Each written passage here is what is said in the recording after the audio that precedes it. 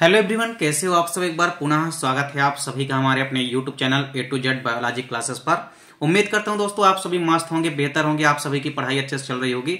आज की इस वीडियो में हम देखेंगे क्लास 12 बायोलॉजी एनसीईआरटी। देखिए यहाँ पे हम चैप्टर 1, 2, 3, 4 के जितने भी मोस्ट इंपोर्टेंट एमसीक्यू हैं यानी कि वस्तुनिष्ठ प्रश्न है, उनको हम आपको आज के इस वीडियो में पूरा का पूरा कवर कराने वाले हैं। देखिए यहाँ पे हम चैप्टर 1 से चैप्टर 4 के बीच के 45 ऐसे मोस्ट इंपोर्टेंट एमसीक्यू और उसके आंसर आपको कराने वाले हैं, जो कि आपके पेपर के पॉइंट ऑफ व्यू से काफी इंपॉर्टेंट है। देखिए इसके बाद क्रमशः हम आपको सेकंड पार्ट में चैप्टर 5 से लेकर के चैप्टर 8 तक के, वहीं इसका तीसरा पार्ट हम जब लेकर के आएंगे आप लोगों के लिए, तो वहां पे हम चैप्टर 8 से लेकर के चैप्टर 13 तक के मोस्ट इंपोर्टेंट एमसीक्यू आपको पूरा का पूरा कवर कराएंगे। तो चलिए सीधे वीडियो को स्टार्ट करते हैं। देखिए पहला क्वेश्चन जो है वो है कि निषेचन के बाद बीजांड से क्या बनता है। तो देखिए निषेचन के बाद बीजांड से बनता है, तो आपको बताना है निषेचन के बाद बीजांड से क्या बनता है। तो इसका राइट आंसर है बीज। आपको याद रखना है कि निषेचन के बाद जो बीजांड होता है वो बीज में बदल जाता है। और यदि आपसे पूछे कि निषेचन के बाद अंडाशय किस में बदल जाता है, तो आपको याद रखना है कि अंडाशय जो है फल में परिवर्तित हो जाता है, यानी कि बदल जाता है। दूसरा क्वेश्चन है कि द्विनिषेचन की खोज किसने की थी। तो द्विनिषेचन की खोज किसने की थी? नवास्टिन ने की थी। किसने की थी? नवास्टिन ने। तीसरा क्वेश्चन है कि बेलिसनेरिया में किस प्रकार का परागण होता है। तो इसका राइट आंसर क्या है? जल परागण, यानी कि वाटर पॉलिनेशन। तो आपको याद रखना है कि बेलिसनेरिया में कौन सा परागण होता है? जल परागण होता है। अगला क्वेश्चन है अंडाशय का बिना निषेचन के ही फल में परिवर्तित हो जाना या विकसित हो जाना क्या कहलाता है। देखिए जब भी अंडाशय जो है बिना निषेचन के फल में बदल जाता है तो इस प्रक्रिया को हम क्या कहते हैं? अनिषेक फलन कहते हैं, यानी कि पार्थिनोकार्पी कहते हैं। अगला क्वेश्चन है आवृत्त बीजियों में भ्रूण पोष होता है। तो आपको हमेशा याद रखना है कि जो एंजियोस्पर्म है, एंजियोस्पर्म यानी कि आवृत्त बीजियों में भ्रूण पोष या एंडोस्पर्म हमेशा आपको याद रखना है त्रिगुणित यानी कि ट्रिप्लॉइड होता है। अगला क्वेश्चन है परागकण जो होते हैं इनकी जो बाएं भित्ति होती है वो किसकी बनी होती है। तो परागकण की जो बाएं भित्ति होती है वो स्पोरोपोलेनिन की बनी होती है। और यदि आपसे पूछे कि परागकण का अध्ययन क्या कहलाता है, तो आपको याद रखना है कि पेलिनोलॉजी कहलाता है। नेक्स्ट क्वेश्चन है, देखिए जब पराग नलिका बीजांड द्वार से होकर के प्रवेश करती है तो यह प्रक्रिया क्या कहलाती है। देखिए जब भी पराग नलिका बीजांड द्वार से होकर के बीजांड के अंदर प्रवेश करती है तो यह प्रक्रिया क्या कहलाती है? पोरोगैमी कहलाती है। क्या कहलाती है? पोरोगैमी। अगला क्वेश्चन है पक्षियों द्वारा होने वाला परागण क्या कहलाता है। तो इसका राइट आंसर हो जाएगा आर्निथोफिली। क्या कहलाता है? पक्षियों द्वारा होने वाला परागण आर्निथोफिली कहलाता है।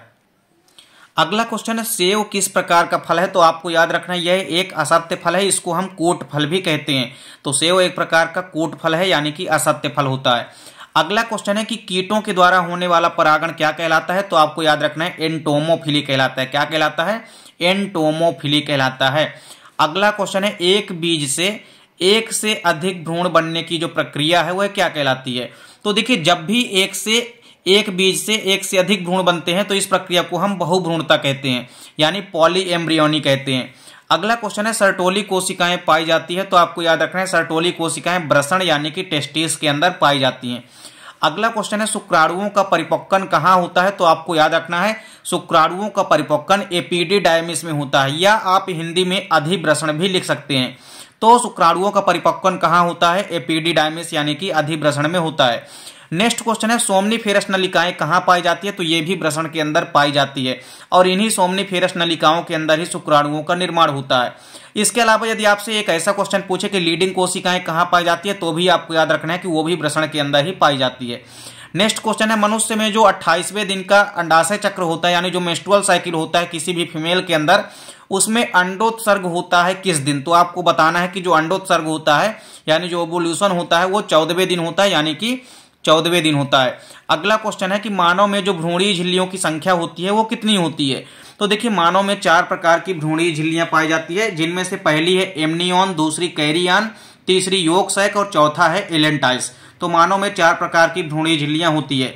अगला क्वेश्चन है शिशु जन्म के समय किस हार्मोन्स का स्रावण होता है। तो शिशु जन्म के समय रिलैक्सिन हार्मोन्स का स्रावण होता है। किस हार्मोन्स का? रिलैक्सिन हार्मोन्स का। अगला क्वेश्चन है मानव में निषेचन कहाँ होता है। तो आपको याद रखना है कि मानव में निषेचन जो है वह मादा के अंडवाहिनी यानी कि फैलोपियन नाल्व या फैलोपियन ट्यूब में होता है। अगला क्वेश्चन है मानव गर्भावस्था कितने दिनों की होती है। तो आपको याद रखना है कि 270 दिनों की होती है। नेक्स्ट क्वेश्चन है, एक अंडाणु के निर्माण में कितने ध्रुवकाय यानी कि पोलर बॉडी बनते हैं? तो आपको याद रखना है कि एक बार के अंडाणु जनन की प्रक्रिया में 3 पोलर बॉडी यानी कि 3 ध्रुवकाय का निर्माण होता है। अगला क्वेश्चन है, वृषणों की उत्पत्ति भ्रूण के किस परत से होती है? तो आपको याद रखना है मध्य परत यानी कि मेसोडर्म से होती है। फिर अगला क्वेश्चन है, युग्मनज यानी कि जो जाइगोट होते हैं इनकी सूत्र गुणिता क्या होती है? तो आपको याद रखना है कि इनकी सूत्र गुणिता द्विगुणित होते हैं। युग्मनज या जाइगोट हमेशा आपको याद रखना है डिप्लॉयड यानी कि द्विगुणित होते हैं। नेक्स्ट क्वेश्चन है, नर व मादा युग्मक के संलयन होने की प्रक्रिया को हम क्या कहते हैं? तो निषेचन या युग्मक संलयन कहते हैं। तो आप या तो फर्टिलाइजेशन कह सकते हैं या तो युग्मक संलयन इसको कह सकते हैं। दूसरा अगला क्वेश्चन है, देखिए मानव जनसंख्या का अध्ययन क्या कहलाता है? तो आपको याद रखना है डेमोग्राफी यानी कि जनसांख्यिकी कहलाता है। अगला क्वेश्चन है, गोनेरिया रोग किस जीवाणु के द्वारा होता है? तो आपको याद रखना है यह रोग निसेरिया गोनेरी नामक जीवाणु के कारण होता है। अगला क्वेश्चन है, जन्म दर तथा मृत्यु दर का अनुपात क्या कहलाता है? तो ये आपको याद रखना है जैविक इंडेक्स कहलाता है। अगला क्वेश्चन है, सिफिलिस रोग जो है किसके द्वारा होता है? तो सिफिलिस रोग जो है ये टेपिनुमा पैलिडम नामक बैक्टीरिया के कारण होता है। अगला क्वेश्चन है कि कैंसर के लिए जो उत्तरदायी जीन्स होते हैं उनको क्या कहते हैं? तो इसका राइट आंसर क्या है? ऑन्कोजीन। तो कैंसर के लिए जो उत्तरदायी जीन्स होते हैं वो क्या कहलाते हैं? ऑन्कोजीन कहलाते हैं। फिर इसके बाद अगला क्वेश्चन है, एड्स किस प्रकार का रोग है? तो आपको याद रखना है कि एड्स जो है यह एक यौन संचरित रोग होता है यानी सेक्सुअल ट्रांसमिटेड डिसीज है। अगला क्वेश्चन है, अनुवंशिकी के जनक कहे जाते हैं? तो याद रखना है Gregor John Mendel. Gregor John Mendel को हम क्या कहते हैं? अनुवंशिकी का जनक कहते हैं यानी कि फादर ऑफ जेनेटिक्स। अगला क्वेश्चन है, मानव में कितने सहलग्नता समूह पाए जाते हैं? तो आपको याद रखना है कि 23 जोड़ी यानी कि 23 पेयर्ड सहलग्नता समूह पाए जाते हैं। अगला क्वेश्चन है, गुणसूत्र की खोज किसने की थी? तो गुणसूत्र की खोज स्ट्रासबर्गर ने की थी। यदि आपसे पूछे कि गुणसूत्र शब्द का प्रयोग सबसे पहले किसने किया? तो आपको याद रखना है वाल्डेयर ने किया था। किसने किया था? वाल्डेयर ने किया था। अगला क्वेश्चन है, अपूर्ण प्रभाविता का उदाहरण दीजिए। तो इसका सबसे बड़ी एग्जाम्पल है मिराबिलिस जलापा। अक्सर आपके एग्जाम में पूछा जाता है। तो मिराबिलिस जलापा में अपूर्ण प्रभाविता पाया जाता है। अगला क्वेश्चन है, मानव में लिंग निर्धारण किस क्रोमोसोम के कारण होता है? तो आपको याद रखना है बाई क्रोमोसोम यानी कि बाई गुणसूत्र के कारण होता है। नेक्स्ट क्वेश्चन है, मेंडल के स्वतंत्र अभ्यूहन नियम का अपवाद है? तो सहलग्नता जो है यह मेंडल के स्वतंत्र अभ्यूहन नियम का अपवाद है। इसके बाद देखिए अगला क्वेश्चन है, मेंडल ने अपने प्रयोगों के लिए किस पौधे का चयन किया? तो इसका राइट आंसर क्या है? मटर। तो मेंडल ने मटर के पौधे यानी कि पाइसम सटाइवम के पौधे पर प्रयोग किए थे। अगला क्वेश्चन है, पूर्ण सहलग्नता किसमें पाई जाती है? तो आपको याद रखना है नर ड्रोसोफिला में। तो मेल ड्रोसोफिला में आपको याद रखना है कि पूर्ण सहलग्नता पाई जाती है। अगला क्वेश्चन है, उस सिंड्रोम का नाम बताना है जिसमें कि डबल XY लिंग गुणसूत्र होते हैं। देखिए मानव में जो लिंग गुणसूत्र होते हैं उसमें जो मेल में लिंग गुणसूत्र होते हैं उसमें एक X होता है और एक Y गुणसूत्र होता है। लेकिन जब XY की जगह में एक अतिरिक्त X क्रोमोसोम लिंग गुणसूत्र की जगह आ जाता है तो इस प्रकार के सिंड्रोम को हम क्लीनीफेल्टर सिंड्रोम कहते हैं। नेक्स्ट क्वेश्चन है, लिंग सहलग्नता का कोई एक उदाहरण आपको देना है। तो इसका सबसे बड़ी एग्जाम्पल है वर्णांधता।